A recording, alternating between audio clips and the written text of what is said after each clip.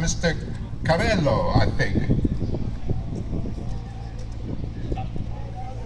That's what I said. Well, it's left-hand drive. Okay, the car is being driven by another driver, and his name is Paul Gowitz, and it's left-hand drive. That's why I thought Tato Carello was driving it, because he was on the side of the car. I've got Tato's father here, Fausto, and when the car makes a bit of a noise, we shall go silent. But in the meantime, he's got a little bit of technical information on the car I'd like to share with you guys, because his son is very involved with the Daytona group in Johannesburg, and also very friendly with that's Justin DeVaris from the Daytona group. Quickly, Fausto, thank you so much for your time.